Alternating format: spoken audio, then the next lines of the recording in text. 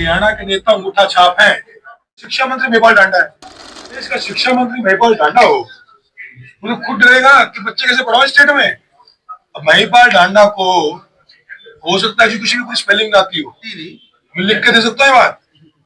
इससे पहले कवर पाल वो लड़की ने से एक सवाल पूछा 10 साल की बच्ची ने, 10वीं क्लास की बच्ची ने, वो कहता बेटा समझ नहीं आया कि शिक्षा मंत्री महिपाल टांडा होगा, उस पर्दे से बच्चे कैसे पढ़ पाएंगे। जरा कुछ आता ही नहीं। आज बधाई देता हूं मैं कांग्रेस के राष्ट्रीय सचिव भाई प्रदीप नरवाल जी को।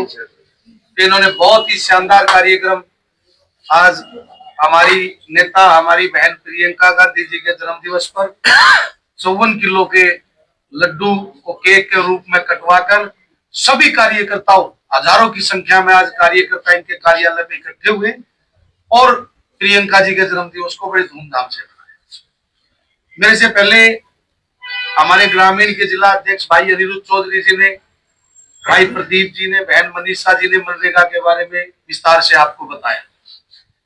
एक चर्चा जो काफी दिनों से इस प्रदेश में चल रही है कि एचपीसी के चेयरमैन बिहार के हमारे कोई बहुत बड़े प्रोफेसर है या क्या है, क्योंकि वो भिवानी और हरियाणा की जो यूनिवर्सिटियां हैं वो कह रहे हैं कि ये यूनिवर्सिटियां किसी लायक नहीं है। तो मैं आपके सामने आपके माध्यम से ये कहना चाहता हूं भारतीय जनता पार्टी के शीर्ष नेतृत्व को, माननीय मुख्यमंत्री नायब सैनी जी को, कि भाई ये हरियाणा प्रदेश पंजाब का छोटा भाई, इसने हमेशा दूसरे स्टेट से खासकर बिहार से जो मजदूर भाई हमारे आते थे उनके पेट भरने का काम ये प्रदेश करता है।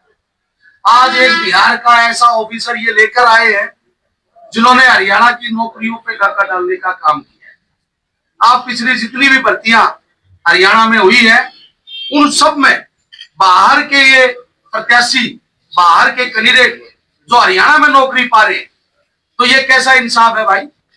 आज इसको लेकर छात्र एक रोष प्रदर्शन भी निकाल रहे हैं। हमें उसमें इस प्रेस कॉन्फ्रेंस के बाद सभी नेताओं को जाना भी है। तो मैं एक कड़वी बात कहता हूं कि भाई हम यहाँ बिहारी भाइयों को नौकरी देते थे, उनको मजदूरी देते थे, लेकिन आप ये क्या चेयरमैन लेके आए हो जो हरियाणा के लोगों के साथ विश्वासघात कर रहा है और कहां से लेकर ये नौकरियों में यहाँ भर रहे हैं। इसको लेकर कांग्रेस पार्टी, सभी हमारे साथी बहुत बड़ा प्रदर्शन आने वाले दिनों में करेंगे। या तो इस चेयरमैन को यहां से हटा दो, नहीं तो हम चंडीगढ़ में भी इसका प्रदर्शन करेंगे, भिवाड़ी में भी करेंगे। और मैं आप लोगों के सामने एक अनुरोध करता हूं कि ये जो आने वाली पीढ़ी है ये हमारी तरफ देख रही है। आज देश और प्रदेश किस दिशा में जा रहा है, ये मनरेगा को खत्म करना चाहते हैं। मजदूर ग्रामीण एरिया में जो सबसे ज्यादा इसके लाभान्वित थे वो एससी और बैकवर्ड के लोग हैं। एससी और बैकवर्ड के लोग इस योजना से लाभ पाते थे, उनके घर का गुजारा चलता था। और नौकरियों का हाल आपने देख लिया। आज एक डिबेट थी, वहां बीजेपी के जिला अध्यक्ष जल्दी ही डिबेट को छोड़ के भाग गए। हमारे कुछ ही सवाल हो पाए थे, उनके जवाब नहीं दे पाए। तो मैं आज ज्यादा न कहते हुए आपका धन्यवाद करता हूं कि प्रेस के सभी साथी यहाँ इकट्ठे हुए। और प्रदीप नरवाल जी से आप कोई सवाल या किसी से भी कोई सवाल करना चाहते हैं तो आप पूछ सकते हैं। धन्यवाद। गुलिया जी ने शुरू की थी एचपीएससी के अंदर। देखिए हम सब लोग पढ़ाई लिखाई करके यहाँ तक आए हैं। मैंने खुद सिविल्स का एग्जाम दिया, मैं आईबी में नौकरी मेरी लगी, मगर ज्वाइन नहीं किया मैंने कभी। और सिविल्स का एग्जाम भी क्लियर किया, जेएनयू भी दिया था मैंने, बोले रैंक 3rd आया था मेरा। तो मेरा कहना है हम सब लोग टेक्निकलिटी समझते हैं एजुकेशन। अब इन्होंने कट ऑफ कर दी 35%। अब आईएएस के एग्जाम में भी कोई कट ऑफ नहीं है। अगर आपकी 10 वैकेंसी है तो आप क्या करते हो, अगर आपका इंटरव्यू है, इंटरव्यू 10 वैकेंसी है तो आप रिटर्न में जितने टॉप के 30 बच्चे बुला लेते हो, 30 में 10 चुन लेते हो। ये रिटर्न में 35% क्या क्राइटेरिया है, क्या क्राइटेरिया इसका? बेसिक बात है 10 वैकेंसी है, 100 वैकेंसी है तो 300 इंटरव्यू में बुलाओगे, आप 100 सिलेक्ट कर लोगे। ये क्या 35% नंबर लेके आने आपको? ये जानबूझ के बैकलॉग क्रिएट किए जा रहे हैं स्टेट में ताकि उनकी भविष्य में एचकेआरएन से मंत्री छत्री मिलके आनंद फाने भर्तियां कर सके। दूसरी बात, बीसीए की लोग बात करते हैं, डीएससी की बात करते हैं, मेरे पास पूरा परफॉर्मा पड़ा हुआ है। जहां 10 सीटें थी वहां बच्चा ही बुलाया गया इंटरव्यू के लिए। एक लड़का कल बैठा मुझसे मिलने आए थे, हमारा युवा साथी, बोला भाई साहब मैं बीसीए कुम्हार जाति से हूं और कुम्हार जाति में इन कुमारों को वोट ले लिया है हमारी जाति का, लेकिन हमारी जाति जो 10 सीटें आई थी उसमें से इंटरव्यू में एक बच्चा बुलाया 35% कोटों में, कहाँ आरक्षण रह गया? आरक्षण को मारा जा रहा है, सामाजिक न्याय को मारा जा रहा है, और कांग्रेस पार्टी उसके लड़ाई लड़ी। कहीं न कहीं ऐसे में जो यूनिवर्सिटीज़ हैं उनके ऊपर भी सवाल खड़ा कर दिया गया है, क्योंकि उनका कहना है कि हरियाणा में ऐसी यूनिवर्सिटी नहीं है जो बच्चों को इस काबिल बना सके कि वो एचपीएससी का एग्जाम क्लियर कर सके। बेदी जी कह रहे थे, किशन बेदी, एग्जाम दे लोग पढ़े हुए प्रशिक्षण यूनिवर्सिटी के, उनको समझ आ जाएगा। सारे हरियाणा के नेता अंगूठा छाप है, मेरे ख्याल से 4 लोग यहाँ बैठे हैं, 5-6 लोग बैठे हैं, हम में से कोई भी अपने बच्चों को हरियाणा में नहीं पढ़ाएगा मेरे ख्याल से, क्योंकि यहाँ का शिक्षा मंत्री महिपाल टांडा है। जिस प्रदेश का शिक्षा मंत्री महिपाल टांडा मुझे खुद डरेगा कि बच्चे कैसे पढ़ाओ स्टेट में। अब महिपाल टांडा को हो सकता है एजुकेशन की कोई स्पेलिंग आती हो, आती नहीं, मैं लिख के दे सकता है बात।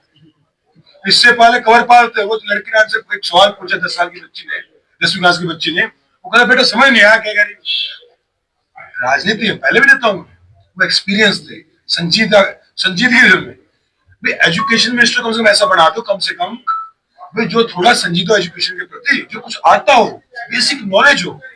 अब आपने महिपाल टांडा से एजुकेशन, महिपाल टांडा बनाना खनन मंत्री बनाए थे आप, उसको कुछ और बनाए थे, जहाँ कुछ और होता। एजुकेशन से खिलवाड़ कर रही है।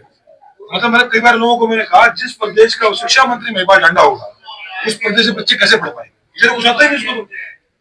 तो शिक्षा का स्तर, कागजों में साक्षरता बच गई है, शिक्षा नहीं बची है। शिक्षित होने और साक्षर होने फर्क है। तो हरियाणा का बड़ा भंटा धाड़ कर दिया गया। मैं हमेशा कहता हूँ कि एजुकेशन सिस्टम वो जगह है, शिक्षा वो है जहाँ गरीब मजदूर किसान का बेटा पढ़ाई लिखे एसपीडीसी बनता है।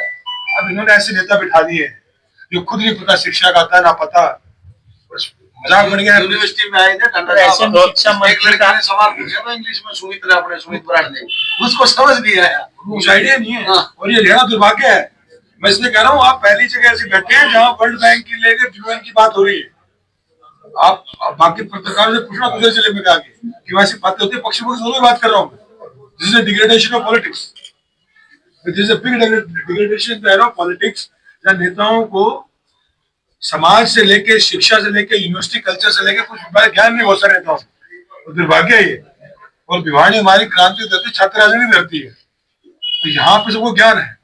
हमारे चौधरी साहब बैठे हैं, सब लोग यहाँ बैठे हैं, फुलिया जी बैठे हैं, सब लोग पढ़ाई लिखाई करके स्टूडेंट मूवमेंट से आए हैं।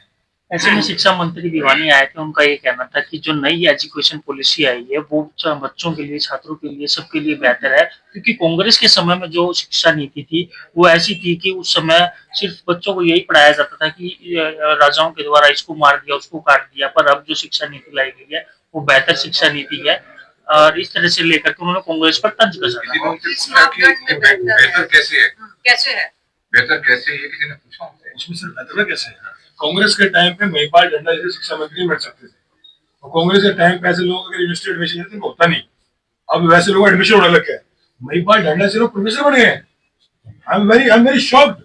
सेंट्रल यूनिवर्सिटीज में मेरी सौभाग्य से जीवन में जिससे पढ़ा, मैं पढ़ा हरिता मुखर्जी, मृदुला मुखर्जी, सुचेता महाजन, रोमिला थापर, जिन्होंने देश की हिस्टोरी किताब लिखी, टॉप हिस्टोरी मेरे प्रोफेसर रहे। वो गर्व से नाम लेता हूँ, जानकी नायर, वेरी एक अलग लेवल, क्यों कहते हैं ना, एक लाइन बोलते थे तो थॉट प्रोसेस इवॉल्व होने में एक दिन लगता था क्या बोल रहे। और अब ऐसे प्रोफेसर बैठ गए हैं। अब जानना में कमजोर आदमी चाहिए, मिशन नारायण कौन पकड़ के लाऊं, ये हरियाणा बाकी विभागों का हाल है। तो ऐसे ऐसे प्रोफेसर बन गए, मतलब ये हरियाणा के भविष्य का खराब है। सब एक टाइम था प्रोफेसर यूनिवर्सिटी का वीसी अपने आप को मुख्यमंत्री बराबर समझता था, अपने को बड़ा मानता था, शिक्षित शिक्षा का हमेशा वैल्यू होती थी। तो सारे घूम रहे, हमारे को एमएलए पीछे घूम रहे, पीछे घूम रहे।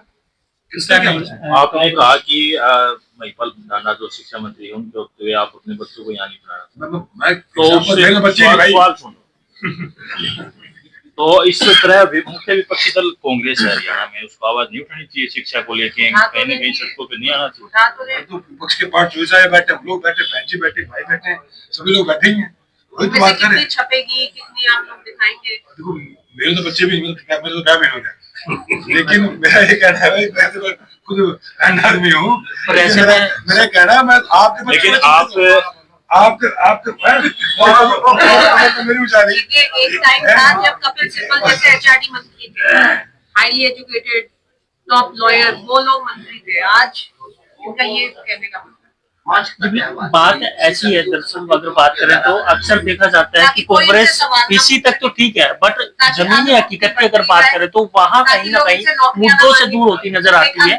इसके लिए अगर हम बात अगले 15 दिन बाद, आज से 15 दिन बाद भवानी खेड़ा में चौधरी साहब भी आएंगे, पूरी लीडरशिप आएगी, प्रदीप भाई सब लोग आएंगे। 14 दिन बात कर रहा हूँ आपसे। मेरा नहीं, आप हर बार ये सवाल पूछते हो अभिषेक जी, ऐसे कभी कांग्रेस देखी है आपने सड़कों पे जो आप पिछले तब से संगठन बढ़िया चल रही है? ईमानदारी से बताओ। कल हमारा धरना प्रदर्शन था, जल भराव हम लोग है, और 14 दिन बाद हम लोग घेराव करेंगे अगर किसानों का मुआवजा नहीं गया। मैं आपके माध्यम से कहना चाहता हूँ, अगर हमारे भवानी खेड़ा के किसानों का मुआवजा नहीं गया अगले 1 हफ्ते में, तो सरकार आंदोलन के लिए तैयार रहे। हम घेराव करेंगे, हमारे वहाँ तहसील है, किसी को बैठते नहीं, वहाँ तहसील का करेंगे, फिर उसके बाद जिला करेंगे, जिले स्तर पे करेंगे, सब मिलके करेंगे, तो बड़ा आंदोलन होगा, मिलके करेंगे। बहुत बहुत धन्यवाद।